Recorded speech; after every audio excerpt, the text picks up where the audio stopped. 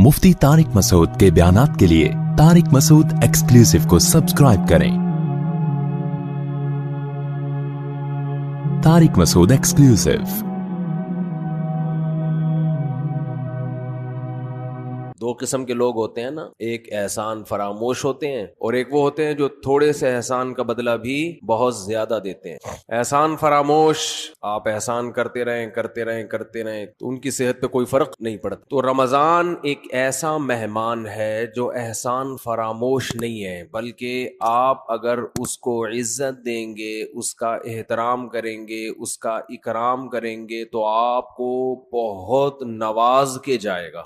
आप अगर बाज मेहमान है ना, सादा चाय पिलाएंगे तो वो आपको दूध पत्ती पिलाएगा। आप उसे अंडे वाला बर्गर खिलाएंगे तो वो आपको पिज्जा खिलाएगा। कुछ मेहमान ऐसे होते हैं। आप अगर उसे बगैर बोटी की बिरयानी खिलाएंगे तो वो आपको गोश्त वाली बिरयानी खिलाएगा। तो रमजान एक ऐसा मेहमान है जो थोड़ा सा इकराम करने पर भी आपको बहुत ज्यादा नवाजता है। थोड़ा नहीं नवाजता, लेकिन रमजान की जो नवाजिशें हैं, रमजान के जो तोहफे हैं, जो रमजान आपको गिफ्ट देगा, अगर आप उसको इज्जत देंगे तो वो उसका गिफ्ट होना उन लोगों की समझ में आता है जिनका आखिरत पर ईमान हो। जो आखिरत को नहीं मानते, दुनिया को मुसाफिर खाना नहीं समझते, उन्हें रमजान जो कुछ देकर जाता है, जो गिफ्ट देकर जाता है, उस गिफ्ट की उनकी नजर में कदर नहीं होती। समझ में आ रही है बात? मिसाल से समझाता हूँ। छोटे बच्चे जब पैदा होते हैं और फैमिली प्लानिंग वालों के गम में इजाफा होता है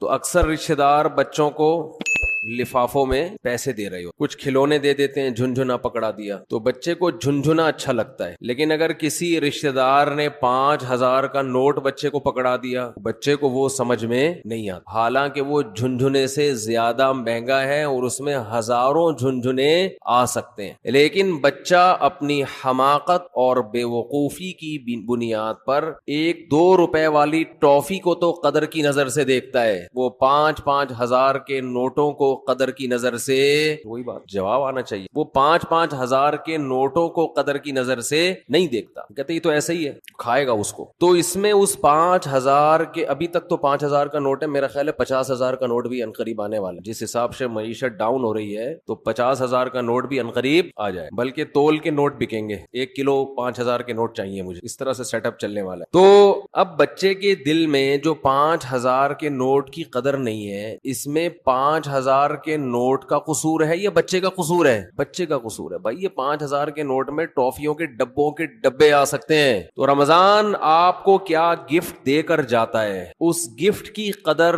उन लोगों की नजर में है जो इस दुनिया को हकीकी जिंदगी नहीं समझते। जो इसको असल समझते हैं उनकी नजर में रमजान टेंशन के अलावा कुछ भी नहीं, खामखा की टेंशन है। क्योंकि वो कहते हैं रमजान मौलवियों का महीना है। किसका है? मौलवी सीजन आते हैं ना, ये मौलवियों का है। तो मैं ये अर्ज कर रहा था कि रमजान किसका महीना कहलाता है? मौलानाओं का महीना। हालांकि ये मौलवियों का महीना नहीं है, ये मुसलमानों का महीना, उन लोगों का महीना है जो आखिरत पर ईमान रखते हैं। और जिनका आखिरत पर ईमान नहीं है उनके लिए Ramzan A to Z tension he tension. वो ना खुलेआम सही तरह से खा सकते हैं, थोड़ी सी बेगैरती के ताने पड़ते हैं। 10 आदमी अगर खामोशी से गुजर जाएंगे तो 11वां बोलता बजाएगा कि शर्म नहीं आती तुम्हें, क्या कर रहे हो, और बोलना चाहिए। तो मैं ये अर्ज कर रहा था कि ये जो रमजान है ना, अगर आप इसका इकराम करेंगे तो ये आपको बेहतरीन गिफ्ट देगा। अब मैं बताता हूं वो गिफ्ट क्या देगा आपको। वो गिफ्ट देगा अल्लाह की मोहब्बत। आपके दिल में अल्लाह की मोहब्बत की चिंगारी पैदा कर देगा। ये देखो, इंसान को जो मोटिवेशन मिलती है ना किसी भी अमल की, वो या तो किसी लालच की वजह से मिलती है या किसी खौफ की वजह से। समझते हैं? आप सुबह सुबह उठ के ऑफिस जाते हैं, मुश्किल काम है, दिल तो नहीं चाहता इंसान का उठे जाए, दिल चाहता है पड़ा रहे, लेकिन आप जाते हैं। यहाँ खौफ भी है और लालच, मोहब्बत, पैसे की मोहब्बत। लालच को हम मोहब्बत से ताबीर करते हैं, जरा मुहज्जब लफ्ज है। आप जाते हैं, एक मोहब्बत है पैसे से, हर इंसान की नेचर है कि पैसे आएंगे, गुटखा भी खाएंगे, निस्वार का इंतजाम भी होगा, पान का इंतजाम भी होगा, घर में राशन भी डलेगा, बहुत सारी चीजें आएंगी। अगर ये मोहब्बत पैसे की खत्म हो जाए तो आपको अमल पे मोटिवेशन नहीं मिलेगी। बाज दफा खौफ होता है इंसान के दिल में। खौफ क्या करता है कि आपको ये डर ڈر ہے کہ اگر میں آفس نہیں گیا, میں نے یہ کام نہیں کیا تو مجھے جاب سے نکال دی, میں غریب ہو جاؤں گا. یہ خوف ہے جو آپ کو ابھارتا ہے عمل. ماہرین یہ کہتے ہیں کہ خوف سے بھی کام ہوتا ہے اور محبت میں بھی ہوتا ہے, لیکن خوف سے جو کام ہوتا ہے اس کام میں مزہ نہیں آتا, لہذا وہ کام زیادہ جاندار نہیں ہوتا. لیکن محبت کی وجہ سے جو کام ہوتا ہے وہ کام مزیدار بن جاتا ہے, کیونکہ آپ کی محبوب چیز آپ کو اس میں ملنے والی ہوتی ہے. سمجھ میں آ رہی ہے بات کہ نہیں آ رہی ہے؟ غزوہ احد میں صحابی رسول, غزوہ بدر میں ایک صحابی شریک نہیں ہو سکے. انہیں نہیں پتا تھا کہ میدان جنگ کا میدان قائم ہو جائے گا اور یہ ہوگا اور وہ ہوگا, انہیں نہیں پتا تھا. جب مسلمانوں کو فتح ہوئی تو انہوں نے منت مانی. منت ہوتی ہے نا, اللہ میرا یہ کام ہو جائے تو میں یہ کروں گا, میرا یہ کام ہو جائے تو میں یہ کروں گا. یہ واجب ہو جاتی ہے, اس لیے منتیں نہیں ماننی چاہیے. لوگ کہتے ہیں نا اللہ میرا فلاں کام ہو گیا تو میں اتنے روزے رکھوں گا, اتنا صدقہ کروں گا, وہ فرض ہو جائے گا آپ کے اوپر, اس لیے ویسے ہی دعا مانگ لیا کریں اللہ سے. بعض لوگ اتنی اونچی اونچی منتیں مان لیتے ہیں پھر ان سے پوری ہوتی نہیں ہے. تو اسلام میں الفاظ کی بہت ویلیو ہے, اور منت زبان سے ہوتی ہے, صرف دل میں ارادے سے نہیں ہوتی. اس کو عربی میں نظر کہتے ہیں, نظر, اردو میں منت. تو ان صحابی کو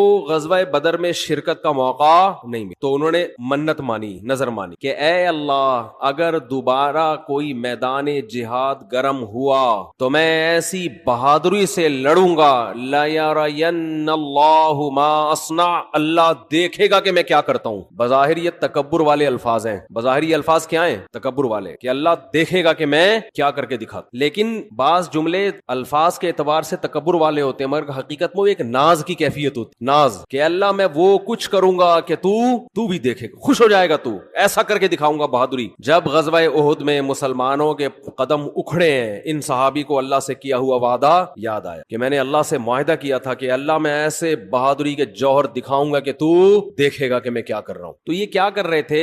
کھجور کھا رہے تھے نا, تو کھجور کا تھیلا انہوں نے پھینکا اور انہوں نے کہا کہ جنت اتنی قریب ہے میرے اور کھجور کھانے کا وقت بہت طویل ہے, اتنا ٹائم لگے گا اس میں, بہت دیر ہو جائے گی. اور گئے میدان جنگ میں بہادری سے لڑے, اتنی بہادری سے لڑے اور شہید ہوئے کہ انگلیوں کے پوروں سے, فنگر پرنٹ سے ان کی بہن نے ان کو پہچانے کہ میرے بھائی کی لاش ہے. قرآن مجید کی آیتیں نازل ہوئیں, من المؤمنین رجال صدقوا ما عاہدوا اللہ علیہ فمنہم من قضى نحبہ ومنہم ینتظر. مومنین میں بعض ایسے بھی ہوتے ہیں کہ اللہ سے جب کوئی معاہدہ کر لیتے ہیں تو اس معاہدے کو پورا کر کے چھوڑتے ہیں, وہ انہی کے بارے میں نازل ہوئی. تو جب ان کو یقین تھا کہ جنت میرے سامنے ہے تو انہیں وہ کھجور تناول کرنا بھی مشکل لگا. یہ خوف کی وجہ سے نہیں لڑ رہے کہ اگر میں نہیں لڑا تو جہنم میں جاؤں گا, بلکہ کس کی لالچ میں لڑ رہے ہیں؟ جنت کی اور اللہ کی محبت میں لڑ رہے ہیں. تو انسان جب خوف کی بیس پہ کام کرتا ہے اس میں جان نہیں ہوتی, اور جب کسی محبت اور لالچ میں کام ہوتا ہے تو اس کام میں اس کی کوالٹی بہت شاندار ہوتی ہے. تو اللہ نے ہمیں رمضان کا جو مہینہ دیا,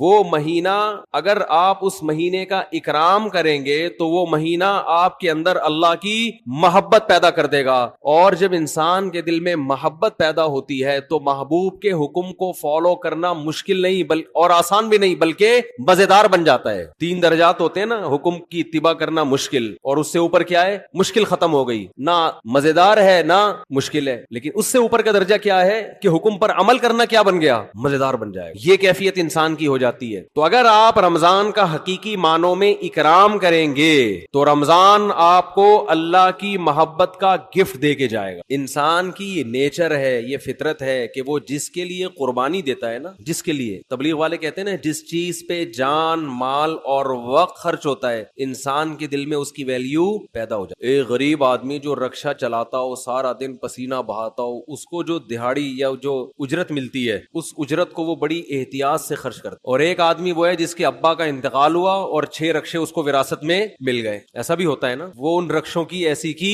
تیسی, باپ کا مال سمجھ کے لوگ کہتے ہیں نا اڑا رہا ہے, خود تو محنت کی نہیں ہے, ابا سے وراثت میں ملا ہے, اڑا دیتا ہے انسان. تو ہمیں جو ایمان کی نعمت ملی ہے یہ وراثت میں ملی ہے, اس میں ہمارا خون پسینہ, بولو نا کیا ہو گیا, نہیں بہا. ابا چونکہ مسلمان تھے, اماں مسلمان تھیں, اس وجہ سے ہم بھی کیا ہو گئے, تو ایک پسینہ نہیں بہا ہمارا, خون کا ایک قطرہ نہیں بہا, تو فری پھوکٹ میں ہمیں کیا مل گیا؟ حضرت بلال کو اسلام فری میں نہیں ملا. وہ جب مسلمان ہوئے گرم ریتوں پہ لٹایا گیا, ان سینے پہ بھاری بھرکم پتھر رکھے گئے. کیا اللہ نے لوگ کیسے خاندانی بنائے, وہ نظریات کو فالو کرتے ہیں, وہ کلچر کو فالو نہیں کرتے. حضرت بلال کو کیا مل رہا تھا اس میں؟ اچھی والی زندگی گزر رہی تھی, غلام تھے وہ تو, حبشی لوگ غلام ہی ہوا کرتے تھے عربوں کے, کھانا پینا مل رہا تھا, ایک ٹینشن, تو بڑے بڑے پتھر سینے پہ رکھے جا رہے ہیں, گرم ریت پہ لٹایا جا رہا ہے, مگر نعرہ لگا رہے ہیں احد احد. خدا کیا ہے؟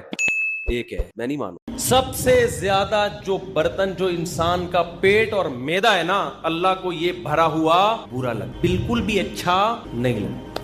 تو زیادہ کھانا، پھوڑنا، پیٹ بھر کے کھانا، اس سے پتہ چلتا ہے یہ صحت کے لیے مفید نہیں ہے. ہوتا تو اللہ حکم دیتے جب بھی کھاؤ اتنا کھاؤ کہ تمہیں اسٹریچر پہ لوگ اٹھا کے گھر لے گئے. ایک بدعتی مولانا صاحب تھے، ان کا جب انتقال ہو گیا نا تو کسی گھر میں تیجے کی دعوت. تیجا 40واں ہوتا ہے نا مردوں کے کھانے، پتہ نہیں کیسے حلق میں کیسے اترتے ہیں مردوں کے کھانے. لوگوں میت کے کھانے عجیب سے ہی ہوتے ہیں یار، کھاتے کیسے ہیں. تو تیجے کا کھانا تھا کسی کے ہاں. تو بچوں کی ماں نے بولا کہ بیٹا آج تم بریانی کھانے جا رہے ہو، کل شریف کی بریانی ہے، سویم کی بریانی ہے. دیکھو اپنے باپ کی روح کو تکلیف نہ پہنچانا، ایسے کھانا جیسے تمہارا باپ کھایا کرتا. تمیز سے کھانا، پھوڑ پھاڑ کے آنا تاکہ تمہارے باپ کی روح کو قبر میں کیا ملے؟ سکون ملے. بچے گئے، کھانا شروع کیا، بہت کھایا، کھائے جا رہے ہیں. ماں کی نصیحت یاد آ رہی ہے، کوئی کھانچا خالی نہیں ہونا چاہیے. اتنا کھا لیا کہ اب چلا نہیں جا رہا. مدت ذلہ العالیہ، جو سامنے آیا کھا لیا. دامت برکاتہم العالیہ، جو ملا کھا لیا. کھا کے جب یہاں تک اب چلا ہی نہیں جا رہا تو ان کا خیال ہوا اب 2 بندے نا ان کو سہارے پہ لے کر آ رہے ہیں، پاؤں کھسٹ رہے ہیں زمین. ان کا خیال ہوا ماں کی طرف سے آج شاباش ملے گی. جب گھر میں گئے ماں نے ایک تھپڑ لگایا، بغیر تو تمہارا باپ اسٹریچر پہ لوگ اس کو اٹھا کے لاتے تھے اور تم چل کے آ رہے ہو، تم نے باپ کی روح کو تکلیف پہنچائی. یہ تو ایک چٹکلا ہے، لیکن آپ شادیوں میں کھانے کا حساب کتاب دیکھو. بہت افسوس ہوتا ہے، میں آپ لوگ کے علاوہ کی بات کر رہا ہوں، آپ کو تانے نہیں دے رہا. خدا کے بندو اپنی پلیٹوں میں اتنا بھرا کرو جتنا تمہارا پیٹ ہے. اتنا بھر لیتے ہیں بعض لوگ ہوس میں کہ کہیں اگلی ٹرپ میں ختم نہ ہو جائے. عزت کے ساتھ 2 نوالے کھا لینا جس میں آپ کو لیگ پیس نہ ملے، یہ ان بھری ہوئی پلیٹوں سے جس میں کوئی کیمرہ لگا کے دیکھ رہا ہو تو آپ کی عزت جائے. خدا کی قسم یہ 2 نوالے بہتر ہیں اس سے. تو اللہ تعالیٰ کیا چاہتے ہیں؟ مسلمان طبیعت سے پھوڑا کریں یا تھوڑا کھایا کریں؟ تو ہماری جو نیچر ہے نا، جو قدیم مذہب ہے، قدیم مذہب اسلام ہے، روزے ہیں، اس میں کم کھانا ہے، زیادہ کھانا نہیں ہے. انسان جب دنیا میں آیا کم کھاتا تھا، بعد میں پھوڑنا پھاڑنا شروع کیا اس نے. اللہ ڈاکٹروں کو بھی ہدایت دے، ہم سے تو اچھے ہی ہوں گے. میں میڈیکل سائنس میں ٹانگ نہیں اڑاتا، ڈاکٹروں کی فیلڈ ہے. جب کوئی غریب آدمی جائے گا یہ بھی کھا لو، وہ بھی کھا لو، یہ بھی کھا لو، یہ صبح یہ کھایا کرو. ہم جب اسکول میں پڑھتے تھے تو سائنس کا ٹاپک جب آیا نا تو اس میں ناشتے میں کیا ہونا چاہیے، یہ اتنے مکھن، اتنے ڈبل روٹی، اتنے فلاں، اس پہ ڈبل روٹی بھی ہوتی تھی اس میں. اب تو شاید ڈبل روٹیاں نکال دی ہیں ڈاکٹروں نے. پھر دوپہر یہ ہونا چاہیے، پھر شام کو یہ ہونا چاہیے. ہم نے کہا بھائی یہ کیا کر رہے ہیں، یہ کیا کھلا رہے ہیں ہم کو. لیکن ہم سمجھتے تھے کہ یہ ضروری ہے صحت کے لیے. ہمیں قرآن میں حدیث میں 2 ٹائم کے کھانے کا تذکرہ ملتا ہے. ناشتے کا لفظ عربی زبان میں قدیم عربی میں نہیں ہے، یہ بعد میں آیا ہے. یہ گوروں کے، انگریزوں کے دنیا پہ جب حکومت ہوئی ہے نا اس کے بعد ناشتہ بھی آیا، چائے بھی آئی، بسکٹ بھی آئے، ڈبل روٹیاں بھی آئی. یہ مسلمانوں کا کلچر نہیں ہے. ہمارا کلچر نمکین لسی تھا، کولڈ ڈرنک نہیں تھا. ہمارا کلچر روٹی تھی، اور وہ بھی بغیر چھنے آٹے کی روٹی، چکی کے آٹے کی روٹی. باپ دادا سے پوچھ لو اپنے، ڈبل روٹیاں ہمارا کلچر نہیں تھا. یہ گوروں کے آنے کے بعد کیونکہ ہم تو اسلام کو فالو کرتے تھے نا. ہمارے باپ دادے، ہمارے حضرت فرمایا کرتے تھے ہم ناشتہ جانتے نہیں تھے ہوتا کیا ہے. ہمیں تو بعد میں جب انگریز آیا ہے نا، ہمارے باپ دادے بتایا کرتے تھے. وہ اس وقت بھی ہمارے حضرت کے دور تک ناشتہ کا رواج نہیں تھا. اب صبح اٹھ کے کہتے ہیں کھانا بہت ضروری ہے، خالی پیٹ نہیں رہنا چاہیے. کچھ بھی نہیں ہوتا میرے بھائی خالی پیٹ سے.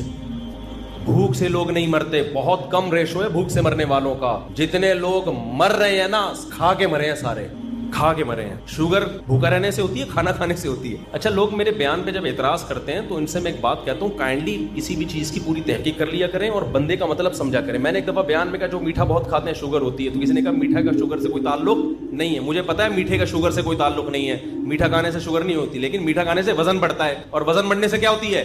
شوگر. تو اتنے بیوقوف ہم ہیں نہیں جتنے لوگ سمجھ رہے ہیں ہمیں. میٹھا کھانے سے وزن تو بڑھے گا نا، اور وزن تو ہر بیماری، کینسر وزن بڑھنے سے ہوتا ہے. تو اتنے بیوقوف ہم ہیں نہیں. تبصرہ کرنے سے پہلے تھوڑا سا سوچ لیا کرو. ویٹ بڑھنا ہے، ویٹ تو ویٹ کھانا کھانے سے بڑھتا ہے یا کھانا چھوڑنے سے بڑھتا ہے؟ کھانے سے بڑھتا ہے، کھانے سے بڑھتا ہے. اوپر جتنے جائیں گے نوالے اتنا ویٹ بڑھے. تو اس لیے میں جو اصل بات، یہ میرا آخری بیان ہے نا آج کرنے، پھر میرا سفر ہے، پھر میں رمضان میں آؤں گا، یعنی بیچ میں آؤں گا رمضان کی. سنو میری بات، آخری بات بالکل سچی مچی کی آخری. دیکھو یہ جو رمضان ہے نا، اللہ نے آپ کو موقع دیا ہے روحانی طاقت کے لیے بھی اور جسمانی طاقت کے لیے بھی. اس رمضان میں روحانی کام بھی کرو، گناہ چھوڑو.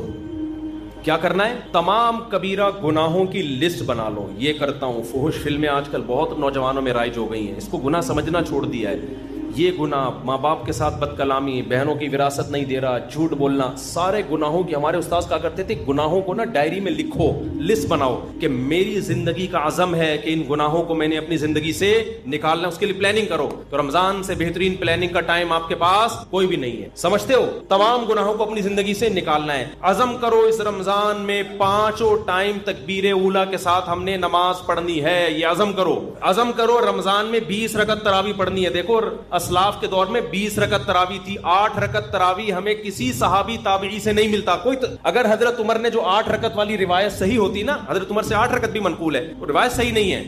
اگر وہ روایت صحیح ہوتی تو پوری روئے زمین پر کہیں تو 8 رکعت ہو رہی ہوتی، اس وقت کہیں بھی نہیں ہوتی، کہیں بھی نہیں تھی. حرمین میں 1400 سال ایک رمضان بھی ایسا نہیں آیا جس میں 20 رکعت سے 1 رکعت بھی کم تراویح ہوئی ہو. ہاں اب جا کے وہ 10 کر دیے کووڈ کی وجہ سے. وہ اب اگر کر بھی دیے تو ہمیں اس سے کوئی فرق نہیں پڑتا. 1400 سال تک کیا ہو رہا تھا؟ لوگ کہتے ہیں حرم میں رفع الیدین بھی تو ہوتا ہے. حرم میں رفع الیدین ہوتا بھی رہا ہے اور ترک رفع الیدین بھی ہوتا رہا ہے. جب احناف کی حکومت تھی، صدیوں حنفیوں نے حکومت کی حرمین پر. اس وقت جو حنفی امام تھا بغیر رفع الیدین کے نماز پڑھاتا تھا، لیکن اگر کوئی رفع الیدین کے ساتھ پڑھاتا تو اس پہ بھی اعتراض نہیں تھا، کیونکہ صحابہ میں آپ کو رفع الیدین والے بھی ملیں گے اور رفع الیدین نہ کرنے والے بھی ملیں گے. تو ہماری نظر میں اس سے کوئی فرق نہیں پڑتا. لیکن تراویح کا جہاں تک مسئلہ ہے، 1 سال بھی حرمین میں صدیوں تک ایسا نہیں آیا کہ مسجد نبوی یا مسجد حرام میں 20 رکعت سے کم تراویح ہوئی ہو. اب جا کے سعودی حکومت نے اگر چینج کیا ہے کورونا کی وجہ سے یا کسی بھی وجہ سے، تو وہ چینجنگ سعودی حکومت کا اپنا ہیڈک ہے. وہ پوری امت پہ مسلط نہیں کیا جا سکتا کہ 1400 سال سے، یعنی لوگ کہتے ہیں نا حرمین میں رفع الیدین، اور بھائی 1400 سال سے ایک کام حرمین میں کیسے غلط ہو سکتا ہے؟ رفع الیدین تو حرمین میں ہوا اور نہیں بھی ہوا، دونوں نمازیں چلتی رہی ہیں، لہذا دونوں ٹھیک ہیں. لیکن تراویح کبھی بھی 20 رکعت سے کم نہیں ہوئی ہے. تو اللہ اگر یہ نماز بدعت ہوتی، غیر سنت ہوتی تو کیسے ہو؟ اور پھر تہجد کی نماز کو تراویحوں سے ملانا، میرا اس پہ آڈیو بیان ہے پورا دلیل کے ساتھ، وہ آپ سن سکتے ہیں. ابھی میں اس ٹاپک کو نہیں چھیڑتا. آپ نے عزم کرنا ہے کہ ہم نے تراویح کی نماز پابندی سے بولو پڑھنی. تو عزم کرتے ہیں کہ نہیں؟ اس کی بڑی روحانی برکتیں ہوں گی. اور رمضان میں رات کے آخری حصے میں نا، سحری میں تو اٹھتے ہی ہیں سب لوگ، تھوڑی دیر پہلے دعا کا اہتمام کرو. سب سے زیادہ دعاؤں کی قبولیت کا وقت رات کا آخری حصہ ہے. رات کو اٹھ کے آپ نے اللہ سے دعائیں مانگنی ہے. اپنی حاجات بھی مانگیں، کسی کا رشتہ اٹکا ہوا ہے وہ بھی مانگ سکتا ہے، کوئی پرابلم نہیں ہے. لیکن زیادہ فوکس آپ نے کرنا ہے ہدایت، کہ اللہ میں نے جو گناہوں کی لسٹ بنائی ہے نا، میری زندگی کو کیسا کر دے، چینج کر. داڑھی کی توفیق دے دے مجھے، مجھ سے سود چھڑوا دے، مجھ سے یہ برائیاں میں فحش فلمیں دیکھتا ہوں، اللہ یہ عادت مجھ سے، اگر کوئی دیکھتا ہے یہ عادت مجھ سے چھڑوا دے. تو یہ کیا کرنا ہے آپ نے؟ یہ راتوں کو دعا مانگنا ہے. یہ ہوگی روحانی طاقت کے لیے، کیونکہ یہ آپ کو انسان اور گدھے میں فرق کرنے کے لیے، ٹھیک ہے نا. دوسرا کام آپ نے جسمانی طاقت کا بھی کرنا ہے. نبی صلی اللہ علیہ وسلم نے فرمایا المؤمن القوی احب الی اللہ من المؤمن الضعیف. طاقتور مومن اللہ کو کمزور مومن سے زیادہ محبوب. تو رمضان آپ کو طاقت بنانے کا ایک بہترین موقع، کیونکہ ہماری صحتیں برباد ہوتی ہیں پھوڑنے اور پھاڑنے سے. پھوڑنے کا مطلب کھا لیا، اور پھاڑنے کا مطلب 6 گلاس لسی کے اس کے اوپر. تو آپ نے کھانے پہ کنٹرول کرنا ہے رمضان میں. اللہ تعالیٰ آپ کو عادت ڈال دیتے ہیں کہ صبح سے لے کے شام تک آپ بھوکے رہتے ہیں. عام دنوں میں یہ پاسبل نہیں ہوتا، بھوکے رہنے کی عادت پڑ جاتی ہے. تو اس عادت کو مینٹین کریں، بھوکے رہنے سے کوئی نقصان نہیں. اچھا یہ ذہن میں رکھو، بہت سے لوگ کہتے ہیں رمضان میں ہمیں کمزوری ہو رہی ہے. کمزوری نہیں ہوتی، کیونکہ ہمیں میٹھا کھانے کی عادت پڑ چکی ہوتی ہے. گلوکوز لیول سے، گلوکوز ہر وقت باڈی میں بھرا رہتا ہے، تو میٹھا بھی ایک نشے کی طرح ہے. جب وہ نہیں ملتا تو انسان کو پریشانی ہوتی ہے. اس پریشانی کو وہ ویکنس سمجھتا ہے. جن کو میٹھے پھوڑنے کی عادت ہے نا، روزانہ 6 لڈو کھاتے ہیں، ان کو جس دن 5 لڈو ملے نا، ان کو کمزوری محسوس ہوگی. مجھے لڈو کھانے کی عادت نہیں ہے، مجھے لڈو نہ ملے مجھے کوئی کمزوری نہیں ہوتی. تو میٹھے کی عادت پڑتی ہے، تو جب وہ میٹھا نہیں ملتا تو کمزوری محسوس ہوتی ہے. وہ کمزوری نہیں ہوتی، وہ کمزوری کے نام پہ دھوکا ہوتا ہے. اس کا حل یہ کہ چھوڑ دو تو یہ ٹھیک ہو جاؤ گے. نہیں یاری بات میرا خیال ہے. تو آپ نے کیا کرنا ہے بھائی، صبح سحری میں بھوڑو نہیں، تمیز سے کوئی تمیز کی چیزیں کھا لو، اور افطاری میں بھی تمیز سے تمیز کی چیزیں کھا لو. وہ میں تمیز کی چیزیں بتا نہیں رہا آپ کو کیا ہے، وہ ڈاکٹروں سے پوچھ لو، حکیموں سے پوچھ لو، وہ میں نہیں بتاؤں گا کیونکہ میرا شعبہ نہیں ہے. ہو سکتا ہے پکوڑے والوں کا بزنس بند ہو جائے، سموسے والوں کا بیچاروں کا، کہہ رہے ہیں رمضان میں تو ایک ہمارا بزنس چل رہا تھا، ہمارے کیوں بزنس پہ لات مار رہے ہو. تو آپ 2-3 چیزوں پہ تھوڑا کنٹرول کر لیں، ایک آئل اور ایک چینی. سمجھتے ہو؟ کوکنگ آئل کو چھوڑ دو، نکال دو اپنی. یہ کوکنگ آئل جو بازار کی چیزیں جو بھی آ رہی ہیں نا، یہ خوب سمجھ لو یہ بزنس ہے، اس کا آپ کی صحت سے کوئی تعلق نہیں. کل میں نے دیسی گھی اپنے گھر میں خود نکالا، میں نکالتا رہتا ہوں، حالانکہ مجھے گفٹ میں بھی لوگ دے جاتے ہیں دیسی گھی، پھر بھی میں گھر میں اپنے ہاتھوں سے نکالتا ہوں. میری گائے ہے، میری بکری ہے، اسی کا بکری کا گھی بھی نکالا اور گائے کا گھی بھی نکالا. کل میں نے اس کا ولاگ بنا کے سوچ رہا ہوں چینل پہ ڈال دوں, بنا لیا سوچ رہا ہوں چینل پہ ڈال دوں, اور اس میں بتا رہا ہوں کہ میں گھی نکالنے کے طریقے نہیں بتا رہا, یہ نیٹ پہ آپ کو بہت اچھے مل جائیں گے. میں صرف یہ بتا رہا ہوں کہ آپ گھر میں جب فارغ ہو نا تو ان ایکٹیویٹیز میں اپنے آپ کو کھپائیں, پب جی سے آپ کی جان چھوٹ جائے. ایک واشنگ مشین لے لے, 10-15 ہزار کی پلاسٹک کی آتی ہے, جلدی جلدی بتا دوں, دودھ بوائل کیا آپ نے, ملائی نکال کے جمع کرتے رہیں, گھر والوں سے کہیں, وہ جب فریزر میں اوپر جمع ہو جائے گی تو پھر ایک دن نکال کے اس کو واشنگ مشین میں الٹا کر کے ڈال دیں, اور آپ اللہ بھلا کرے نیٹ پہ سارے طریقے آپ کو مل جائیں گے. اور پھر آپ نے جلدی سے اس میں ٹھنڈا پانی ڈالا اور واشنگ مشین کو ڈرون کر کے گھما دیا, اوپر مکھن آ جائے گا, مکھن نکال کے گرم کیا گھی. پہلے زمانے میں یوں کر کے نکالتے تھے, اس میں اپنا گھی زیادہ نکلتا تھا, گائے کا گھی کم نکلتا تھا. اب یہ سہولت سائنسی ترقی سے ہو گئی ہے کہ واشنگ مشین پلاسٹک کی لے لیں یا کوئی بھی اسٹیل کی, ڈرون گھمایا نکال لیں. جب تک دکانوں سے اور بازاری چیزوں سے اپنی جان نہیں چھڑاؤ گے, صحت گئی تیل لینے, ٹھیک ہے نا. اور اب تو ڈاکٹر بھی کہہ رہے ہیں دیسی گھی کھاؤ بھائی, ڈاکٹر بھی کہہ رہے ہیں کہ یار یہ آرگینک چیزوں پہ آ جاؤ. تو یہ کام کریں گے, ذہن بھی خوش رہتا ہے انسان کا اس سے, اور فضول ایکٹیویٹیز سے بھی بچا رہتا ہے آدمی. تو اب تو ڈاکٹر بھی کہہ رہے ہیں کہ گائے گھر پال کے دودھ پی لو تو ٹھیک ہے, بازار کے بھینس کا کوئی بھروسہ, ٹیکے لگا کے پتہ نہیں کیا نکل, خیر ڈبوں سے پھر بھی بہتر ہے. تو آپ رمضان میں نا میٹھا کم کر کے اپنی صحت کو بہت اچھا بولو, بازاری چیزیں کیا کر دو, چھوڑ دو. شربت پینا ہے تو شہد اور لیمن ڈال کے پی لیا کرو.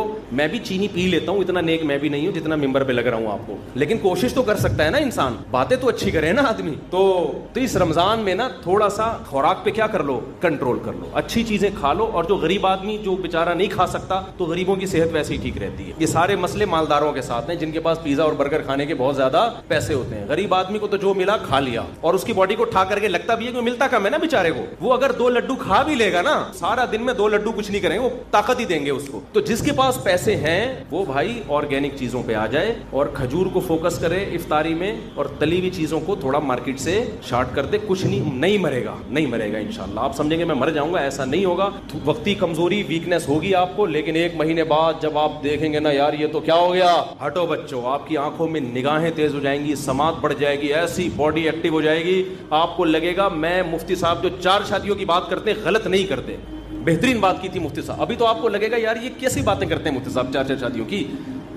تو آپ ذرا 1 مہینہ روزہ رکھ کے دیکھیں نا, تمیز سے, پھوڑنا پھاڑنا کم کرنے, کھجلے پھینیاں نہ کھائیں سحری میں, تمیز کی چیزیں کھا لیں. وہ ڈاکٹر حکیموں سے پوچھیں کیا کھانا ہے, تو تمیز کی چیزیں کھا کے اپنی صحت کو کنٹرول کریں. تھوڑی سی توندیں تھوڑی سی پچکیں گی, تھوڑا کولیسٹرول لیول کم ہوگا, یا کولیسٹرول کم نہ بھی ہو, فیٹ تھوڑا کم ہوگا, تھوڑے نتھریں گے, تھوڑے باریک ہوں گے, تھوڑا وزن کم ہوگا, پھرتیلی آئے گی باڈی میں, ہٹو بچوں ہو جائے گا. آئی بس کیا ہو جائے گا, ہٹو بچوں, ایسے فٹ فاٹ. جی ہاں, وہ میں بھی اعلان کرتا ہوں اس کے بعد. تو یہ بھی آپ کو رمضان میں اللہ نے چانس دیا ہے. اللہ تعالی ہمیں روحانی اور جسمانی دونوں صحتوں کو اس رمضان میں